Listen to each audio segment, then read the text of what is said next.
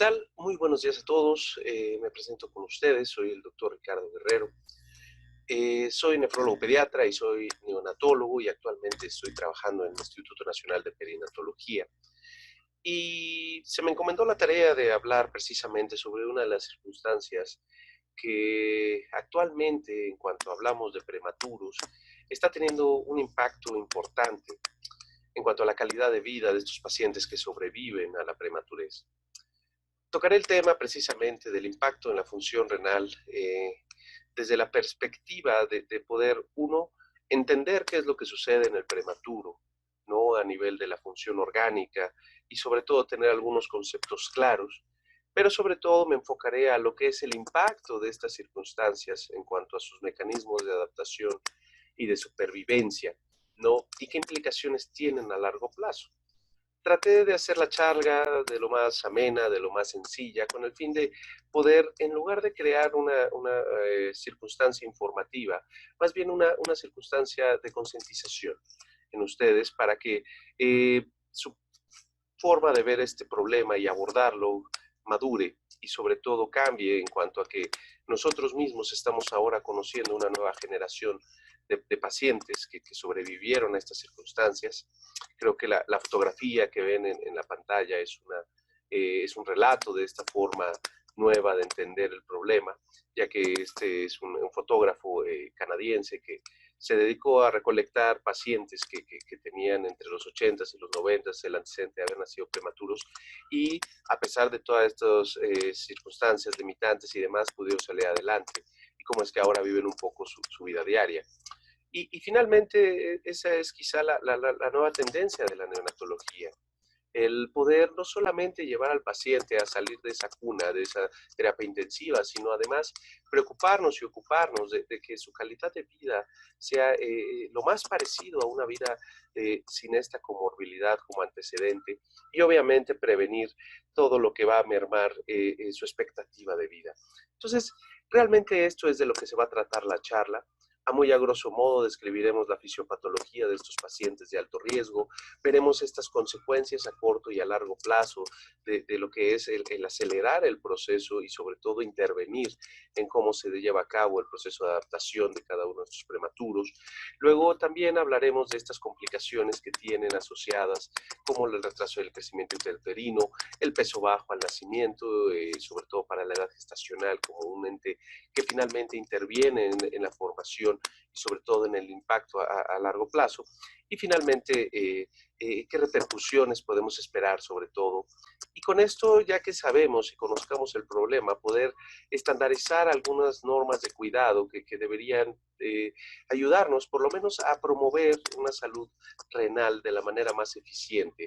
Y que es un tema, y te voy a ser bien franco, que se ha olvidado mucho en el aspecto de que el neonatólogo y sobre todo el pediatra no es consciente de esto específicamente hasta que no hay un problema severo o llegan a la edad de adulto temprano y se dan cuenta que había circunstancias que se pudieron haber modificado en una etapa previa, que pudieron haber prevenido quizá una enfermedad renal avanzada. No tengo conflictos de interés ni está bajo ninguna circunstancia esta charla sponsoreada por algún laboratorio.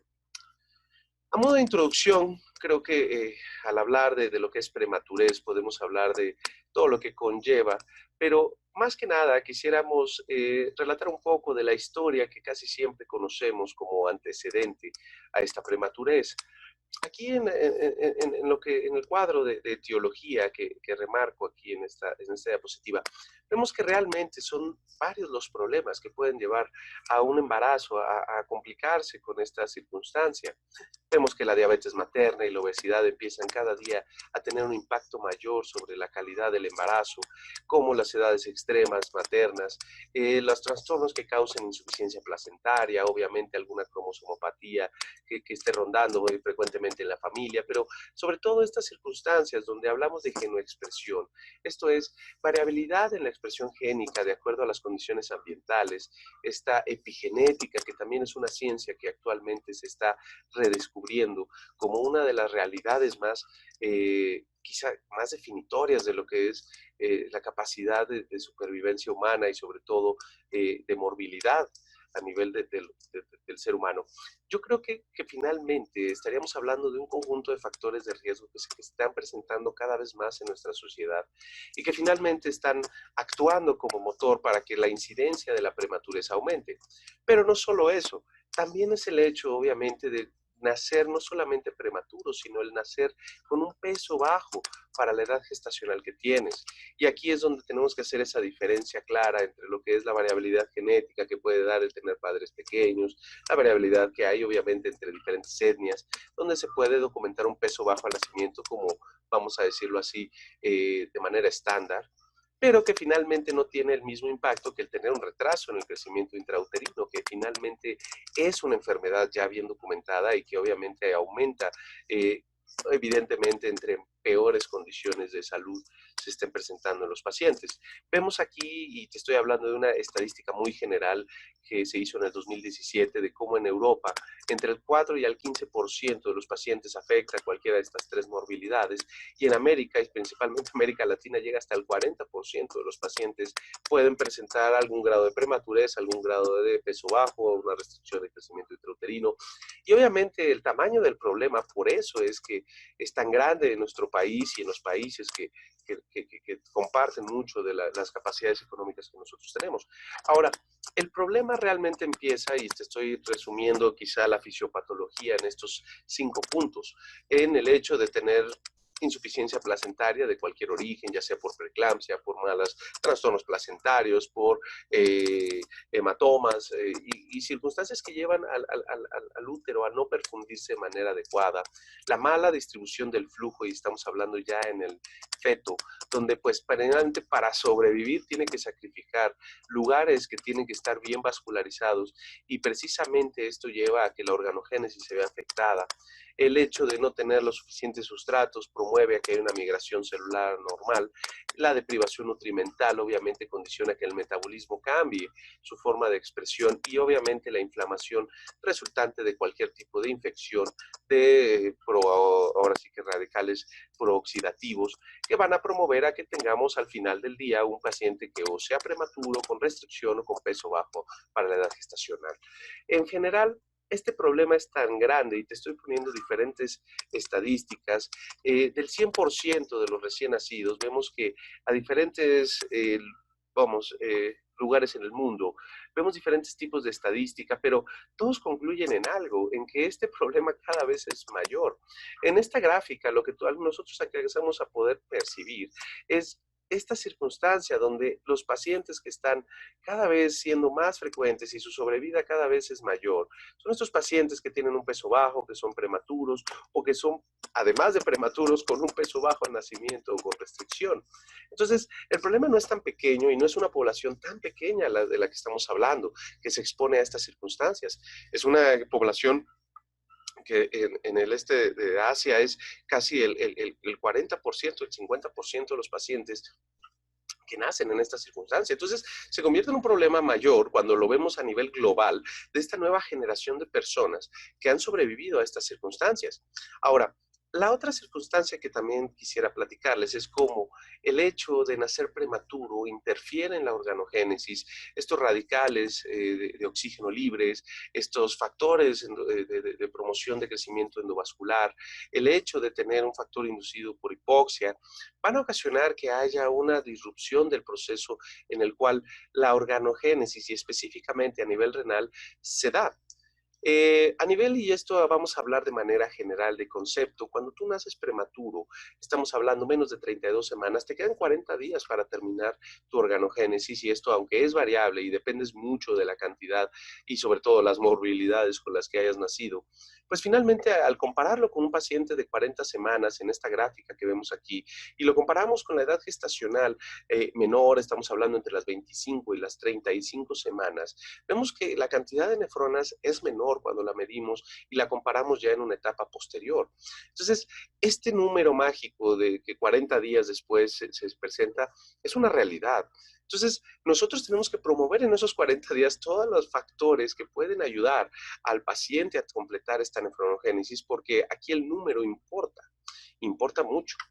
Ahora, Hablar y decir que un paciente nace, y te estoy hablando lo que decía Brenner en su libro El riñón, decir que un paciente nace con 800,000 a 1,5 millones, 1,800,000 nefronas. ¿Por qué hay tanta variabilidad? Y esto se debe a que precisamente estamos viendo los extremos precisamente en los pacientes que están haciendo o con un peso extraordinariamente bajo o con un peso extraordinariamente alto. El metabolismo en ambos va a ser muy diferente y las circunstancias, sobre todo en cuanto a morbilidad a largo plazo, si bien es cierto se van a manifestar como una disfunción renal, van a tener una eh, pues diferencia importante en cuanto al mecanismo de daño. Por ejemplo, estamos hablando que un paciente con restricción del crecimiento intrauterino tiene un tamaño renal, por definición, menor que el paciente que nace con un peso adecuado, aunque sean igual de prematuros. También sabemos que el control glicémico durante el embarazo interviene en la formación de estos factores endovasculares, sobre todo el factor similar a la insulina, el factor de crecimiento similar a la insulina, interviene mucho en la formación de capilares y por eso inclusive está bien documentado que un paciente hijo de madre diabética tiene una reserva nefronal menor. El consumo de proteínas, estamos hablando de la falta de proteína en la alimentación materna, influye y directamente tiene que ver con la tasa de filtrado glomerular al egreso. Entonces, obviamente estos factores van a intervenir en cómo se va a manifestar la enfermedad y sobre todo el pronóstico a largo plazo a nivel renal en cada uno de estos bebés. Pero el hecho de ser también un paciente grande y el haber sido sometido a factores metabólicos que condicionan un incremento en el peso de manera desmesurada, pues condicionan que el riñón esté bajo presiones altas y esta presión intracapilar aumenta y esto está bien documentado. El hecho es que empiezan antes con albuminuria y esta misma albuminuria va a condicionar fibrosis dentro de los capilares en el nivel de lo que son los glomérulos y esto va a llevar precisamente a una entidad que es muy temida por los nefrólogos, que es básicamente la esclerosis focal y segmentaria, donde básicamente lo que es el glomérulo se empieza a cicatrizar de manera desmedida, no hay una regulación entre la fibrosis y la antifibrosis y entonces el paciente empieza a perder nefronas de manera muy rápida. Y te estoy hablando que estamos ante una circunstancia donde antes sospechábamos que el 7% de las hipertensiones eran idiopáticas a nivel pediatría, donde ahorita ya ha hecho un giro, y te estoy hablando de los últimos 10 años, donde sabemos que más del 60 al 70% de la hipertensión asociada en pediatría ya es idiopática, ya no una causa secundaria como antes se sospechaba, sino que ya el 60% tiene un antecedente como este, e inclusive no es la prematurez lo que lo lleva a este problema, sino el exceso de básicamente la forma metabólica en la cual se presentó su crecimiento intrauterino, pues bueno, también intervienen en estas circunstancias. Ahora, una de las cosas que también tenemos bien documentadas, y aquí quiero mostrarles en esta diapositiva, es que el paciente que tiene hipertensión regularmente tiene menos nefronas. Y esto condiciona que cuando el paciente tiene menos nefronas, y aquí del lado izquierdo vemos precisamente un glomérulo que es pequeño, que está precisamente de tamaño normal. Cuando lo comparamos con un glomérulo de un paciente hipertenso, vemos cómo se empieza a dilatar, cómo empieza precisamente a crecer. Y a esto se le conoce como un fenómeno de oligomeganefronia, que es pocos glomérulos muy grandotes que precisamente producto de la hiperfiltración constante empiezan a desarrollar precisamente cambios degenerativos que lo van a llevar a morir rápidamente y a una autoapoptosis temprana. Entonces, ¿cuáles son las implicaciones si estamos hablando ya de nacer con un peso bajo al nacimiento? Pues realmente, si esto te estoy hablando, se está estudiando desde hace 20 años. Hemos encontrado en las series grandes, y te estoy hablando de estos que son quizá algunos de los pacientes mejor seguidos a nivel internacional, donde básicamente la presencia de albuminuria como marcador de enfermedad renal se presenta de manera más frecuente, al igual que el hecho de tener un riesgo aumentado de enfermedad renal crónica cuando lo comparamos con un peso adecuado para la edad gestacional. También hemos encontrado que hay un tamaño renal disminuido en estos pacientes y uno de los marcadores que quizá también ha ayudado mucho a estimar la tasa de filtrado glomerular es la cistatina. Ha ayudado también a poder diagnosticar enfermedad renal crónica de manera temprana. Y encontramos que un bebé que nació con peso bajo, y te estoy hablando en esta serie de pacientes que entre 7 y 11 años más o menos, con el antecedente de haber nacido con un peso extremadamente bajo al nacimiento, esto es menos de 1,000 gramos, pues tenían ya el diagnóstico de una enfermedad renal crónica avanzada, estamos hablando de hasta en el 10% de los casos a los 11 años. Entonces, sí se convierte ya en un estigma de la prematurez el tener estas asociaciones, el tener estos daños, estos marcadores de daño, y por lo tanto es algo que el pediatra debe de estar buscando cuando se presenta este antecedente de manera importante. En estudios más grandes, y te estoy hablando de una de las series que básicamente nos ayudó a poder, ahora sí que constatar esta circunstancia, fue este estudio donde básicamente durante 20 años de un registro nacional, básicamente lo que encontraron es que los pacientes que nacían con menos de 37 semanas tenían precisamente un riesgo incrementado de enfermedad renal crónica a los 18 años, pero los pacientes que además de nacer pretérminos, además nacieron con un peso bajo para la edad estacional, tenían casi 9 veces más riesgos de desarrollar ya una enfermedad renal crónica a los 18 años. ¿Esto qué significa? Que finalmente en la enfermedad renal no acaba nada más saliendo de la UCIN. El hecho es que puede llegar a tener una creatinina normal a su egreso y aún así llevarse a casa una de las condiciones que lo va a llevar a mermar su calidad de vida en lo que es la edad adulta, en lo que es su edad productiva. Entonces, no es el peso bajo el enemigo de todo esto, es todo lo que hay alrededor de lo que pasó para que este paciente tuviera este peso bajo. Hablamos de la etnia, hablamos de la edad materna, de la desnutrición, de la hipertensión, de la obesidad, de la preexistencia de algunas enfermedades autoinmunes, de infecciones recurrentes, el utilizar o no esteroides prenatales. Parece ser que, si bien es cierto, ha jugado como un factor protector a nivel pulmonar, a nivel hemorragia intraventricular, el hecho de hacer madurar una nefrona de manera rápida parece ser que condiciona que se deteriore más rápido su capacidad de vida. Entonces, finalmente, el uso de tabaquismo, de drogas, de nefrotóxicos en todos los niveles, tanto prenatales como postnatales, el hecho de tener precisamente un embarazo múltiple, inclusive hay dos reportes no muy grandes, pero estamos hablando recientes, donde los pacientes que fueron obtenidos por reproducción asistida parece ser que tienen también en incidencia de albuminuria mucho más frecuente, y estamos hablando todavía de series pequeñas porque todavía esto no está también documentado, pero hasta ese tipo de factores pueden intervenir en el hecho de que el peso bajo dé como tal una disminución en la superficie de filtración que nos va a llevar a que esas nefronas empiecen a crecer, aumente la presión arterial para compensar esta circunstancia, y que obviamente esta hipertensión intraglomerular inicialmente empiece a dar proteinuria, glomerulosclerosis, que es esta cicatrización anormal, y posteriormente, pues bueno, el desenlace que ya sabemos, que es una enfermedad renal crónica. Ahora, anexo todos estos factores, ¿no? Como circunstancias que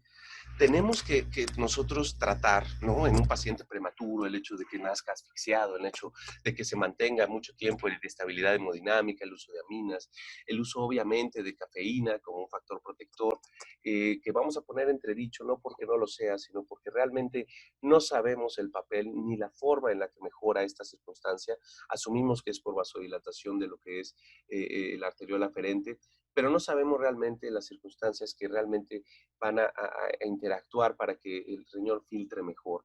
El uso de nefrotóxicos, obviamente. El hecho es que cada vez más se reportan hidronefrosis y sobre todo malformaciones a nivel urinario, lo que conocemos como CACUT, estas malformaciones de la vía urinaria y del riñón, lo que es la displasia renal en diferentes formas, el hecho de displasia broncopulmonar, estas condiciones de hipoxia crónica, pues son factores que en los prematuros van a determinar no solamente a nivel pulmonar, a nivel cardiológico y a nivel cerebral, como antes, que era mucho lo que se platicaba, ¿no? El mejorar el pronóstico de sus pacientes, sino también en la capacidad renal de excreción de solutos, en la regulación de la presión arterial y también en el hecho de cómo es que se van a manifestar las enfermedades renales que ya sabemos que se presentan en adultos en cuanto tienes estos antecedentes y esta reserva nefronal. Entonces, evidentemente, en cuanto hablamos de fisiopatología, vemos que el peso bajo incluye el tener menos nefronas. Esto va a condicionar a una circunstancia de hiperfiltración, lo cual nos va a llevar precisamente a esta circunstancia de la que hablábamos, que es la oligonefronia, donde hay menos nefronas, más grandes, pero que empiezan a cicatrizarse más rápido. Esto, al ir perdiendo esta circunstancia, esta tasa de filtrado glomerular, al ir perdiendo esta superficie de intercambio, pues va a aumentar todo lo que son los mecanismos adaptativos, lo que es el eje renina-angiotensina-aldosterona. Se ha documentado el aumento de la capa, en lo que es la actividad simpática, la disfunción tubular consecuente del hecho de la isquemia que se llega a producir por la cicatrización, va a disminuir la excreción de sodio y esto va a llevar como consecuencia hipertensión, proteinuria y resultantemente una enfermedad renal crónica. Pero no solamente es el hecho de haber nacido con un peso bajo, obviamente el de haber nacido prematuro, se está bien documentado que el sexo femenino tiene hasta en un 12 a 13% menos nefronas que el sexo masculino. La masa renal también está documentado, es menor en los pacientes que tienen estos antecedentes. Y se ha documentado también que los asiáticos y los australianos tienen perenne, una menor número de nefronas, ¿no? Entonces, estas dos quizás situaciones, lo que es el peso bajo para la edad gestacional y lo que es la prematurez, pues bueno, van a dar como consecuencia tener pocas nefronas, un mecanismo adaptativo que va a ser compensatorio y por consiguiente va a haber una promoción de daño que si bien es cierto el paciente no necesariamente significa que no se puede curar de esto, hay factores que aceleran el proceso y dañan aún más a esta circunstancia adaptativa. Entonces, aquí y te dejo una serie de estudios, pero podemos resumir que los factores que van a acelerar el proceso de daño y esta circunstancia donde la nefrona se empieza a cicatrizar, pues son los mismos que para lo que es la displasia broncopulmonar, lo que es retinopatía del prematuro. Finalmente, estos ya los tenemos bien documentados. El hecho de usar oxígeno en grandes cantidades, el hecho de tener inflamación o en su defecto el equivalente, lo que sería infecciones que van a mitigar y sobre todo el aspecto remodelación a nivel orgánico, el sobrecrecimiento, estamos hablando, el hecho de darles proteínas o grandes cantidades de carbohidratos, también aceleran el proceso oxidativo a nivel intrarrenal, el uso de nefrotóxicos, obviamente el exceso proteico y la sobrecarga renal de solutos que se puede dar con, por ejemplo, lo demostraron sobre todo cuando usábamos estos fortificadores de la leche que estaban exageradamente ricos en aminoácidos, pues realmente lo que hacían era causar acidosis metabólica por la incapacidad del riñón del prematuro de poder excretar estos productos de desecho. Y obviamente el hecho de que nosotros vamos programando a este ser humano de manera en la que buscamos un crecimiento idóneo, pero también nosotros lo estamos programando para mantenerse en un estado oxidativo constante de inflamación. Y obviamente es el contexto donde crece la obesidad. Entonces, estas circunstancias son las que van a acelerar que una nefronogénesis que de pronto estaba siendo compensada empiece a acelerar su proceso de cicatrización y se acabe antes de tiempo. Y como te digo, no tienes que aprenderte nuevos factores de riesgo, son exactamente los mismos factores de riesgo que nos han llevado a tener displasia broncopulmonar, que nos han llevado a tener retinopatía del prematuro, hemorragia intraventricular y sobre todo esta nueva encefalopatía del prematuro, de la que ya se habla y que no necesariamente tiene que ver con sangrado, sino más bien con la incapacidad de remodelar adecuadamente o la migración celular adecuada. Algo así está pasando a nivel renal durante todo este proceso y obviamente es algo que de lo que no éramos tan conscientes, pero que finalmente tiene repercusiones a largo plazo. Entonces, la prematurez no solamente significa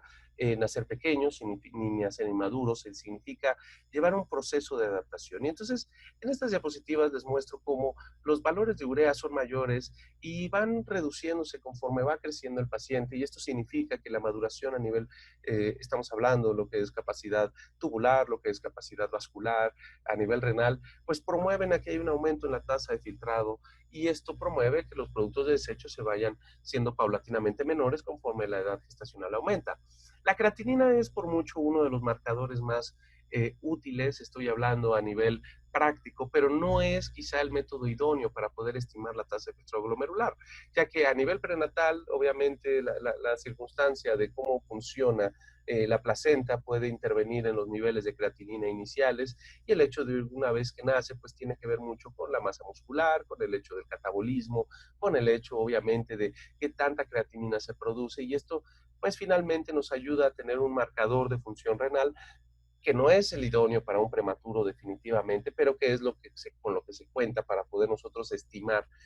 la falta de función de un riñón. Pero antes de elevar creatinina, muchos prematuros van a tener datos de disfunción. Ahora, ¿qué es lo que sucede a nivel prematurez en cuanto naces y tienes estas circunstancias? Pues bueno, vamos a tener prácticamente un problema serio. El primero de ellos es, obviamente, el paciente no tiene túbulos todavía bien desarrollados, la incapacidad de respuesta a la hormona antidiurética, pues nos va a dar un problema, sobre todo en lo que es el manejo del agua libre. La permeabilidad vascular aumentada y el hecho, obviamente, de cómo estos pacientes empezamos nosotros a manejar líquidos. Inicialmente pensamos que, como se deshidrataban rápidamente, empezamos a usar grandes cantidades de líquido, vimos que esto dejaba como secuela un sangrado en la cabeza, tenían obviamente persistencia del conducto arterioso, displasia broncopulmonar más frecuente, entonces empezamos a restringirlos de líquidos y en este aspecto empezamos a ver lo que estos pacientes eran capaces de perder, y estoy hablando que en las guías llegan a hablar de que si el paciente está no en unas condiciones adecuadas puede perder hasta 200 mililitros por kilo en un día. Entonces, el manejo de agua libre en un inicio puede ser bastante complejo. Puede ser que la densidad urinaria no nos sea útil. Estoy hablando de los primeros 21 días de un paciente entre las 26 y las 29 semanas. Y por eso mismo tenemos que estar más conscientes de esta circunstancia. Obviamente, el hecho también de que no puedan filtrar y no puedan reabsorber los electrolitos de manera eficiente va a condicionar circunstancias como, por ejemplo, esta hiponatremia tardía del prematuro, donde el paciente ya ha pasado esta etapa inicial, donde ya la maduración de lo que son los túbulos empezó a dar, pero sigue quedándose con un déficit porque excreta más sodio del que debería todavía. Hablamos que un paciente de término no debería tener una fracción excretada de sodio más arriba del 5%. Estos prematuros llegan a tener hasta un 15-20% de fracciones excretadas de sodio en los primeros días, pero a la hora de empezar a considerar que debería reducirse, no llega por lo menos al 7-8%. Entonces, esto condiciona problemas en el crecimiento y muchas veces esto puede ser una circunstancia que deje algunas secuelas también. El estado ácido base también es otra circunstancia que tenemos que considerar, ya que ellos, uno, no manejan bien los cloruros que van a precisamente a dar una acidosis metabólica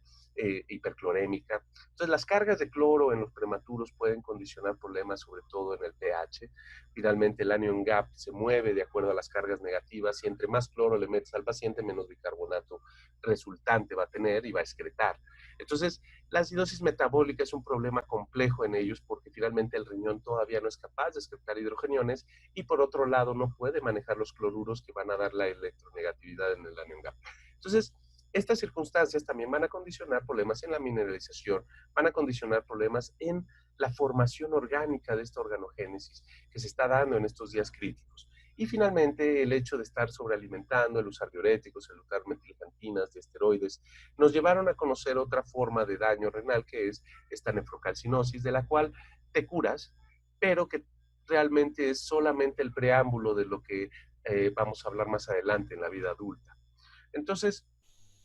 esta hiponatremia tardía solo quiero comentarla. Es evidente que sí tiene que ver con el hecho de qué tanto crecen los pacientes. Esto ya está bien documentado, inclusive los coreanos sacaron un trabajo muy padre en el 2015, donde precisamente hicieron esta asociación entre tener un sodio más bajo, y te estoy hablando con un valor de corte menos de 130, y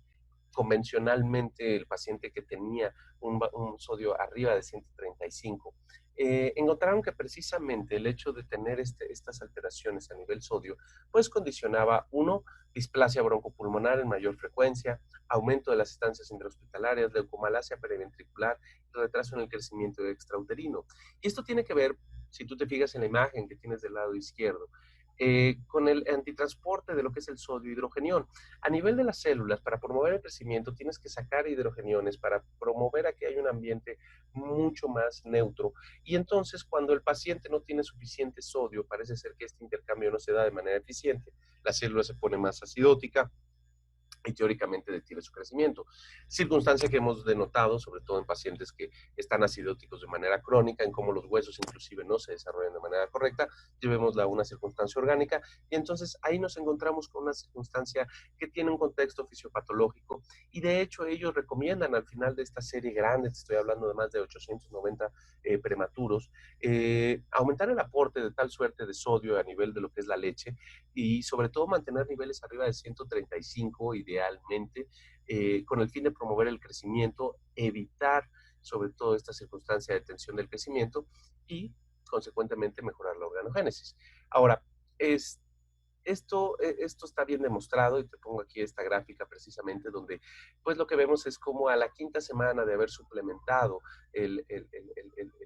el sodio en la leche que se estaba dando, pues bueno, ya había una diferencia significativa en cuanto al peso, en cuanto a la talla, y obviamente en los subgrupos que más beneficios se dieron, pues fue en los pacientes que tenían más prematurez. Entonces, sí hay una diferencia significativa en la ganancia ponderal, en la ganancia de talla, y obviamente esta es la circunstancia que nosotros tenemos que promover en lugar de darle cada vez más proteína, cada vez más calorías, en lugar de considerar el hecho de que no estamos dando los requerimientos adecuados, pues también considerar este punto como muy importante para promover el crecimiento. Ahora, eh, la acidosis metabólica por mucho tiempo estuvo muy en duda de si se debía o no corregir con un buffer. Mucho tiempo también se trató de llegar a un acuerdo sobre cuáles eran los niveles óptimos de bicarbonato. Y obviamente esto ha conllevado a que muchas personas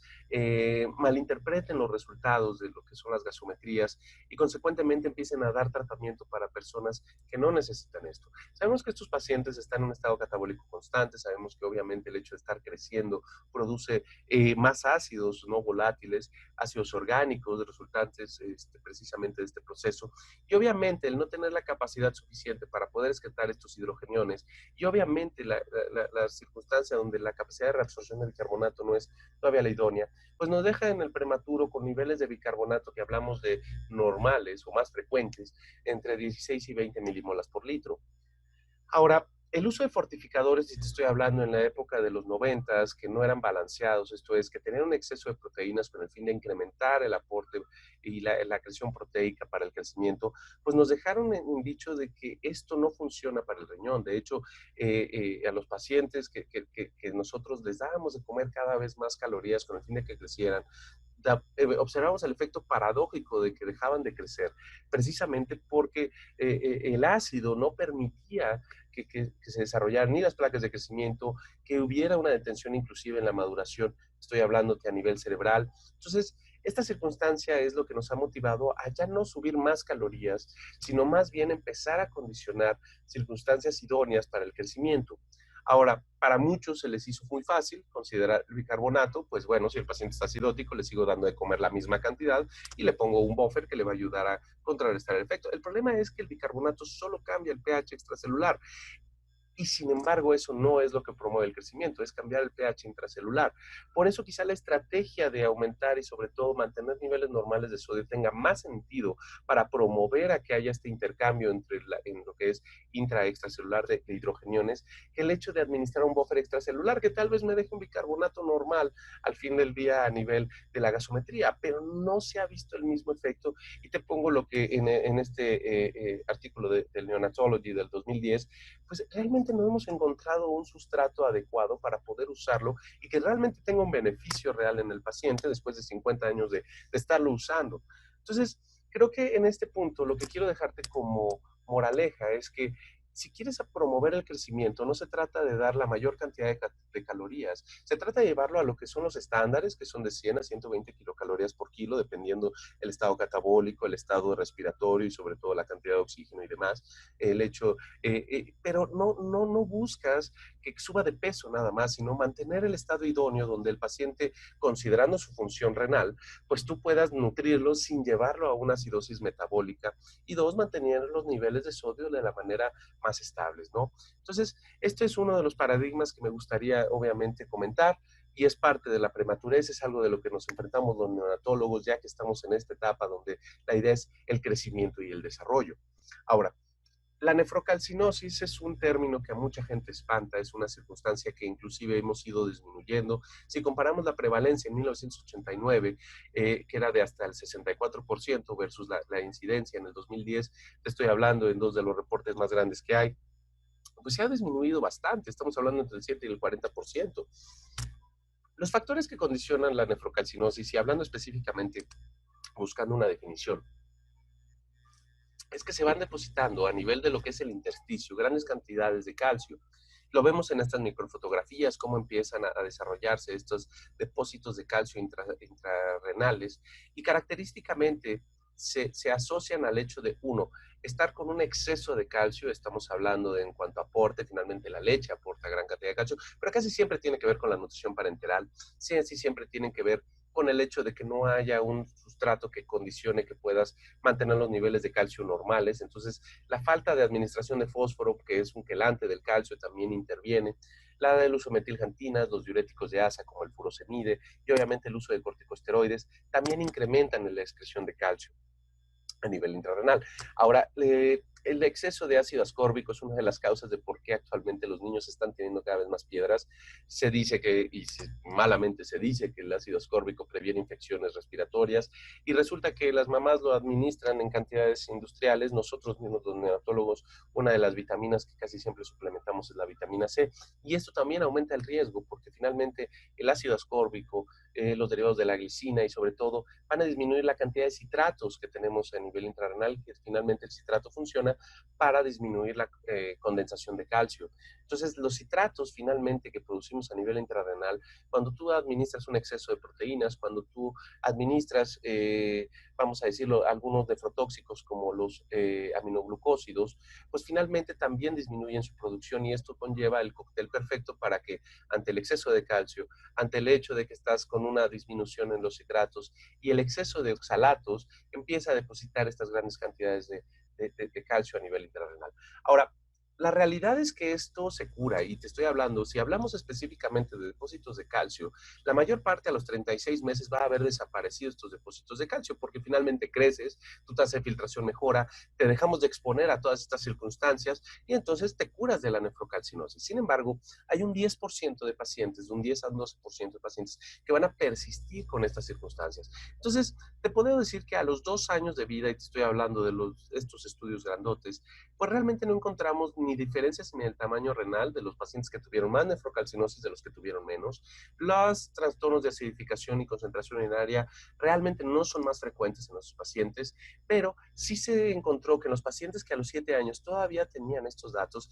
pues había diferencia en la tasa de filtrado glomerular, lo que ya nos hablaba precisamente de un daño ya persistente y permanente tal vez, y por falta o exceso de excreción de este mineral. Ahora, el tratamiento finalmente, te estoy hablando de una nefrocalcinosis, no incluye la restricción de calcio. Lo que se recomienda mejor es alimentar el hueso para prevenir esto que llamamos la osteopenia del prematuro. Y se trata de mantener los niveles, sobre todo de aportes de calcio y de fósforo, normales, al igual que la vitamina D, que finalmente es un factor de riesgo para la nefrocalcinosis, pero como vimos, es algo de lo que te puedes curar. Ahora, no se recomienda obviamente el uso de tiazidas, que es el manejo de una hipercalciuria familiar, que es el manejo ideal para un paciente que tiene hipercalciuria en el contexto de una cirrosis tubular renal.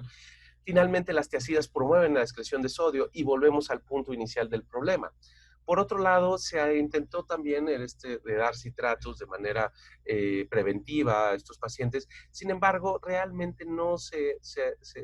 llegó a la conclusión de que previnieran algo. Más bien, el paciente que todavía después de 2 años persiste con la nefrocalcinosis es un paciente que debe ser visto por un nefrólogo con el fin, obviamente, de poder diagnosticar ya enfermedades asociadas a hipercalciuria, como un hiperparatiroidismo, como obviamente una hipercalciuria familiar idiopática o ya alguna forma de hiperoxaluria que pudiera dar problemas a largo plazo. Entonces, quizás esa sea la moraleja.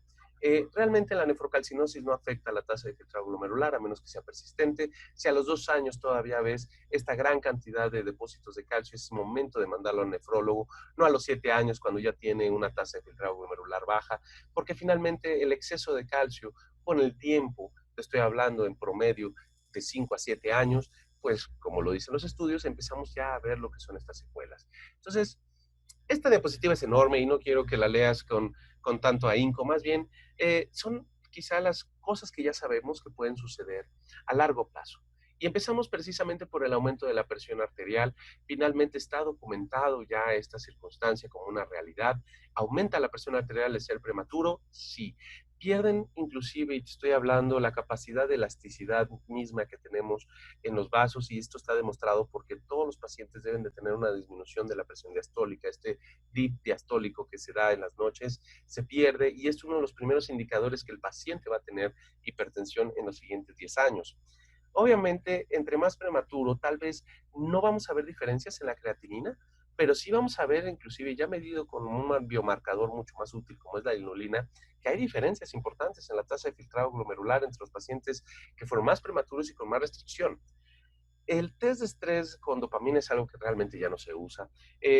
Sin embargo, en los pacientes que sobrevivieron, estoy hablando en los 90, en los 2000, 2005, se les hacía este test de estrés con dopamina, donde se les administraba una dosis de dopamina y veían qué tanto aumentaba y disminuía la perfusión. Y obviamente también se documentó que había alteraciones a nivel vascular, estoy hablando microvasculatura renal, cuando les hacían estos test, los pacientes que nacían prematuros, estoy hablando entre los 10 y los 20 años de vida. Eh, Se ha demostrado una capacidad de concentración urinaria limitada. La albuminuria es algo que finalmente, si en el paciente diabético nos sirve como un biomarcador para poder diagnosticar la gravedad y el riesgo de daño y la rápida progresión de la enfermedad, pues finalmente el paciente que tiene albuminuria a los 18 años es un paciente que va a perder la función en los siguientes 20 años, porque finalmente es un marcador de daño, pero también es un factor promotor de daño. Eh, Volviendo al círculo vicioso, ¿no? de estos pacientes,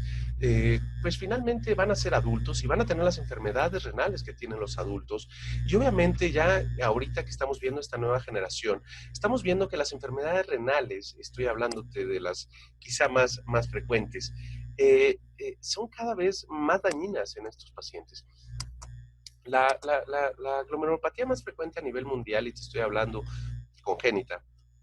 esto es no adquirida, es la nefropatía por IgA. En México no hay una estadística real de sobre qué tamaño es el problema, pero te estoy hablando que en Japón, que es el lugar que más he estudiado, finalmente ahí al año te ponen una vacuna, pero te hacen un ultrasonido renal y te hacen un examen general de orina para detectar esa enfermedad. Sabemos que tiene una incidencia de hasta el 3 al 7% de la población. Es extraordinariamente alta. Ahora, regularmente los pacientes pueden vivir con esta nefropatía y vivir con una expectativa de vida normal. Sin embargo, la hematuria es algo que es recurrente. Bueno, en estos pacientes sabemos que la hipertensión y la enfermedad progresiva es mucho más acelerada y mucho más frecuente, lo cual condiciona que estos pacientes deberían estar haciéndose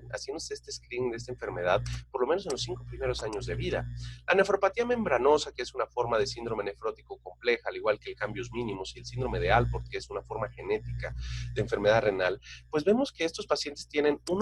menor respuesta al esteroide, que normalmente se utiliza. 2, regularmente tienen mayor número de recaídas y mayor índice de complicaciones, estoy hablando de insuficiencia renal, en el transcurso de la enfermedad. La enfermedad poliquística, en comparación de los controles que nacieron de término, avanza mucho más rápido. Y esto es un marcador de que hay menos nefronas, es un marcador de que el nacer prematuro condiciona que tu capacidad y tu reserva nefronal se vea muy mermada. Y hasta estoy hablando de 2 años, todavía las guías de trasplante no consideraban este un factor de riesgo para el donador. Y resulta que los pacientes que donaron su riñón con este antecedente perdían la función renal mucho más rápido que un donador sano. Entonces ya no nada más significa no estar hipertenso o ser joven, sino además no tener este antecedente para poder donar un riñón. Es algo que también está teniendo en nosotros un nuevo impacto, porque finalmente esta circunstancia es algo que estamos conociendo y te estoy hablando de 10 años para acá. Ahora, ya hablamos de todas las complicaciones, del hecho de ser prematuro, de cómo tengo que cuidar más los riñones del bebé, y sobre todo que este paciente a lo largo de su vida lleve una vida más sana, porque finalmente es un paciente que ya tiene una predisposición, ya es un paciente que cuenta con un daño, aunque tenga una creatinina normal, pero finalmente ya es un paciente enfermo de cierta manera. Entonces, aquí la circunstancia, y te estoy hablando de este consenso que salió en el 2017, la revista Nefrona, eh, trató de dictaminar y en base a un grupo de expertos de diferentes nacionalidades, trataron de conglomerar todas estas nuevas recomendaciones en las cuales se buscaba impactar para prevenir el daño o por lo menos promover lo que sería reducir la posibilidad de que esto te lleve a una enfermedad renal crónica terminal de manera temprana. Entonces, en las 60 páginas que lograron encontrar estos médicos especialistas, quizá te resumo las circunstancias que me parecieron más relevantes, que son más prácticas y que se pueden llevar a cabo. Evidentemente, si hablamos de las estrategias que todavía no tienen un contexto bien documentado, me refiero a un artículo, me refiero a una estadística que lo mencionen, pues son circunstancias que suenan lógico, funcionen, ¿no? Obviamente, lo que no se recomienda es el uso de esteroides de manera temprana, como te expliqué, de manera temprana, y aquí atención, no se recomienda el uso de esteroides porque finalmente sabemos que los esteroides aceleran el proceso de daño a nivel renal. Sabemos que obviamente la sobrevida es lo más importante, pero es un prematuro que está en expectativa, bueno, un feto que está en expectativas de nacer prematuro. Sabemos que los esteroides prenatales le ahorraron un problema a nivel hemorragia, sabemos que les ahorran un problema a nivel respiratorio, que les ahorran terapias intensivas, ventilaciones agresivas, pero finalmente también esto ha sido también tema de controversia a nivel renal porque finalmente también se ha documentado que estos pacientes pierden nefronas bastante y la glomeruloneféresis, lo que es la glomerulonogénesis, se detiene y esto es una de las circunstancias que te lleva a tener una menor reserva nefronal. Ahora, también se ha utilizado evitar el uso de antimicrobianos, sabemos que el contexto de inflamación tiene sentido, el cambiar el microbioma, pues puede producir este contexto de inflamación crónica. Evidentemente el retraso y el sobrecrecimiento extrauterino son los dos extremos que debemos prevenir, la hiperoxia, el control estricto de la glicemia, usar dosis adecuadas, y cuando digo adecuadas, por lo menos dentro del rubro de la normalidad, de lo que son las dosis adecuadas. Sin embargo, por ejemplo, para lo que es vancomicina, para lo que es inclusive los aminoglucósidos, el medir niveles sería la manera idónea de poder estimar qué tanto realmente estamos en la dosis adecuada. Y obviamente, ya una vez que empiezas a desarrollar esta lesión a nivel renal, lo que es la presión arterial, hay que controlarla, hay que utilizar estos nefroprotectores tipo los IECAS, los ARA2, medicamentos que regularmente utilizamos para disminuir y contrarrestar el efecto de la albuminuria, prevenir la diabetes, evitar la aterosclerosis, evidentemente un sistema hemodinámico más sano, ¿no? Que es el ejercicio y estas cosas, pues son factores que a lo mejor suenan pues muy obvios, pero finalmente, y por eso lo dejo aquí, pues son circunstancias que tenemos que promover en estos pacientes porque ya tienen una predisposición. Ahora, las estrategias que sí tienen evidencia y que son, parece ser, a mí me parecen pues muy obvias y obviamente pues suenan muy bien en cuanto a ponerlas en papel, pues obviamente prevenir embarazos de alto riesgo, esto es los extremos de la edad, madres enfermas, pues sería una manera de prevenir prematuros enfermos, pero realmente esto suena muy bien en papel. Evidentemente el seguimiento del embarazo debe ser más estricto en una mujer que sabemos tiene estos factores de riesgo y obviamente la detección oportuna de los factores que van a llevar a una mamá a un mal desenlace, desde el tratamiento de infecciones, el seguimiento de flujos, el seguimiento del crecimiento perinatal y obviamente la alimentación adecuada. Pero obviamente sí hay evidencia de esto porque esto previene la prematurez, esto previene el peso bajo. Suenan muy bien en papel, pero a la hora de llevarlo a un contexto social, a la hora de llevarlo a lo que es las masas, pues cuesta trabajo realmente que podamos resumir nada más en prevenir embarazos de alto riesgo. Son una serie de medidas las que queremos que tener en cuenta para poder prevenir estas circunstancias. Ahora, de estas 60 hojas, creo que en esto se resume un poco las circunstancias que nos pueden llevar a tener una salud perinatal más sana, ¿no? Básicamente, a nivel perinatal, creo que ya hemos hablado suficiente, que una mamá se cuide, evitar el uso, por ejemplo, de antihipertensivos que dañan la nefronogénesis, como en este caso serían precisamente los IECAS, ¿no? Cualquier cosa que termine en VIR, ¿no? El captopril y todas estas cosas. Los sartán, todos los derivados que son inhibidores de la angiotensina 2 o de los receptores de angiotensina 2, obviamente son circunstancias que de preferencia se deben prevenir. Una de las cosas que normalmente pregunto yo a la hora de estar haciendo una historia perinatal es si la madre era hipertensa, ¿qué medicamentos tomaba? Porque esto condiciona un riesgo mucho mayor de displasia renal e inclusive de malformaciones renales. Hablamos también de que el uso, obviamente, de micronutrientes adecuados, la suplementación proteica antes del embarazo y durante el embarazo, y obviamente el prevenir estos tromos a nivel, sobre todo, lo que nos lleva a tener insuficiencia placentaria, pues son circunstancias que tenemos que ayudar mucho a promover en las madres. Ahora, en cuanto ya tenemos al bebé y en cuanto ya sabemos que hay circunstancias que nos pueden dar problemas, tenemos que evitar el exceso de alimentación, tenemos que promover una velocidad de crecimiento adecuada, tanto el hecho de que no crezca lo suficiente, que esto ya está bien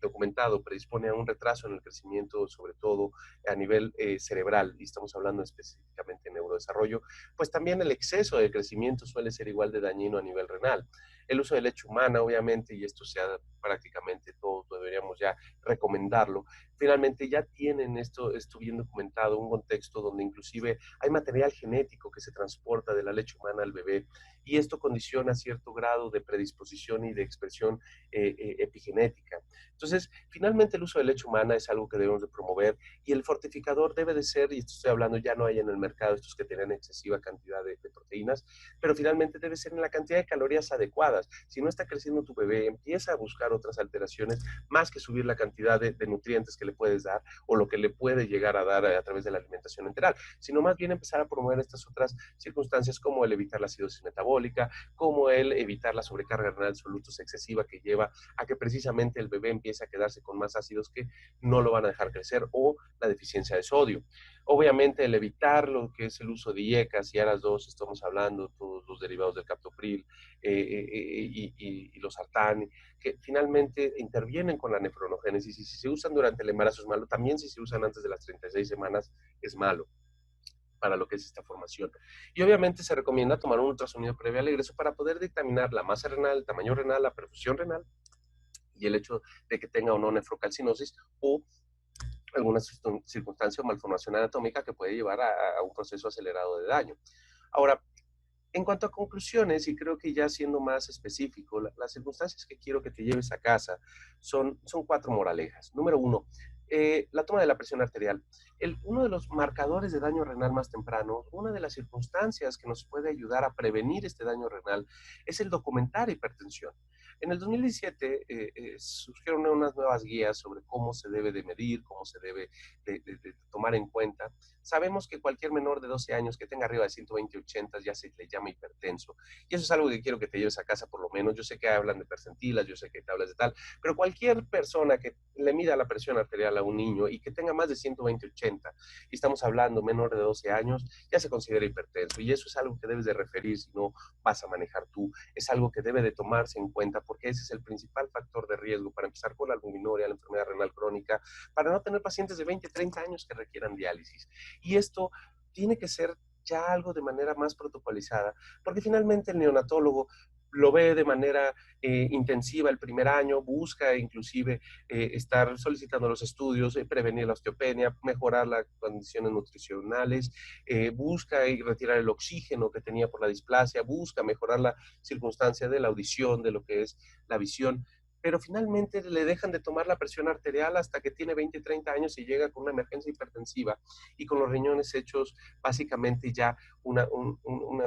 asa fibrótica. Entonces, tomar la presión arterial es algo que todo pediatra debería hacer, es una circunstancia que todos deberíamos considerar. Se estima, y te estoy hablando en nuestro país, mediante los pequeños estudios que hay en escuelas que se han hecho, que hasta en un 3 a un 7% de la población infantil ya tiene datos de hipertensión en una medición, 4% en varias mediciones y un 3% tiene una enfermedad hipertensiva grave. Entonces, estamos hablando de 3 de cada 100 y esto suena poquito, pero el problema es que estos estudios son no representativos de la sociedad, son únicamente ahora sí que poblaciones muy mesuradas. Y la idea es que si esto lo llevamos a todo lo que es el país y a medirle a todos los bebés que nacieron prematuros, tal vez nos topemos con el hecho de que es mucho más alta la incidencia de esto. Ahora, hay que estarla midiendo y esa es la cosa práctica que quiero que te lleves a casa. Si identificas a un paciente, todavía hay muchas cosas por hacer. El controlar la presión arterial detiene el proceso o inclusive no te puedo decir que lo revierta, pero sí le va a regalar muchos años de vida a ese riñón que está bien tratado. Siguiente punto, y esto lo pongo aquí, es cómo cada vez no somos el único país, sino cada vez hay más países que reportan que hay esta falta de diagnóstico de hipertensión en los niños y adolescentes que finalmente nos va a llevar a tener una salud mucho más mermada a nivel renal, estoy hablándote en las etapas adultas tempranas. Entonces, esa es la primera gran moraleja. La segunda gran moraleja que quiero que te lleves es el control de peso. Muchos papás, y te estoy hablando, muchos médicos, tienen todavía la teoría, la tendencia de sobrealimentar a los bebés con el fin de tener una sonrisa, de ver cómo crece mucho, muy rápido. Y esto es una circunstancia que inclusive el grupo de Alabama está demostrando no es la idónea, no es la mejor manera y sobre todo está buscando cambiar lo que son las velocidades de crecimiento que llamábamos adecuadas para poder ajustarlas de acuerdo a la circunstancia metabólica y sobre todo al hecho del desarrollo del bebé. Entonces, el hecho de tener un peso bajo no condiciona que tengamos que alimentarlo mucho más que al niño que tiene un peso alto. Condiciona que debe de llevar una velocidad de crecimiento diferente. Y por ese lado también, no solo es el peso al nacimiento el que va a determinar, sino el hecho de cómo nosotros lo fuimos llevando a un peso que tal vez no era el suyo, que tal vez no era el idóneo para él. Entonces, el peso no lo es todo, no es lo principal, es el desarrollo, es la maduración orgánica y sobre todo evitar el exceso, sobre todo de nutrientes, y o dos, la falta de aportes nutrimentales como es el sodio, cómo estar evaluando el estado de ácido base, cómo estar evaluando el eje calcio, fósforo, magnesio, que te van a ayudar a mantener esto en el rango adecuado sin necesidad de estar valorando solo el peso como marcador de crecimiento. La otra circunstancia es analizar bien qué es lo que les enseñamos. Digo, finalmente salen de la USIN, pasan a manos de los padres y estos padres les van a enseñar a comer.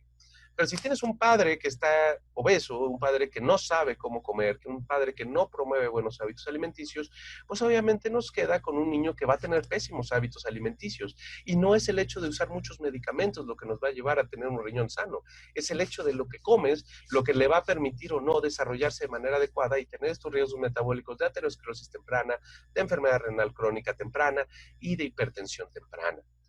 Y obviamente el otro perfil que tenemos que modificar como pediatras es el hecho de que la obesidad es la enfermedad verdadera que tenemos que tratar, es la verdadera enfermedad del siglo XXI.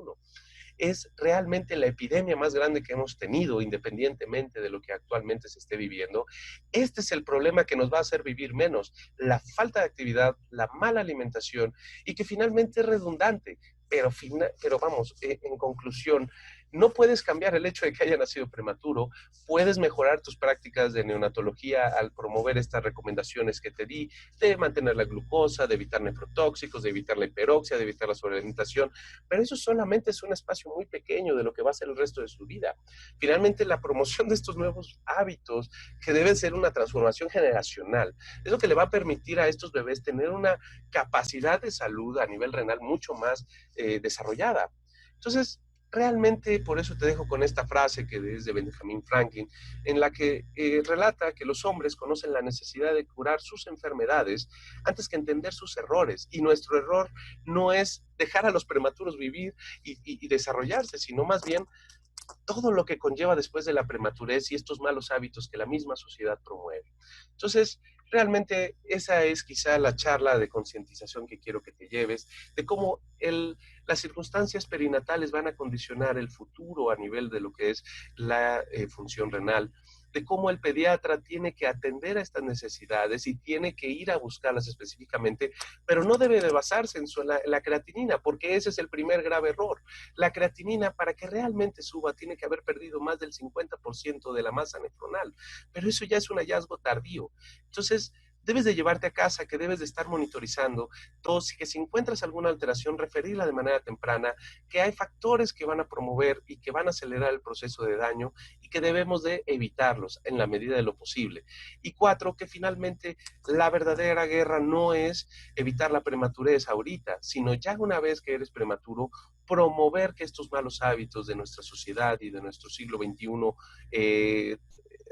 nos está regalando. Y la obesidad es el verdadero enemigo y te estoy hablando porque finalmente en México la desnutrición es algo muy frecuente y es algo que también daña mucho, pero la obesidad cada vez es más frecuente a nivel mundial. Entonces, si tienen alguna pregunta, les dejo aquí mi correo, les deseo que tengan un hermoso día y con todo gusto atenderé a estas preguntas y solicitudes. Que tengan un hermoso día y espero que hayan disfrutado de esta charla.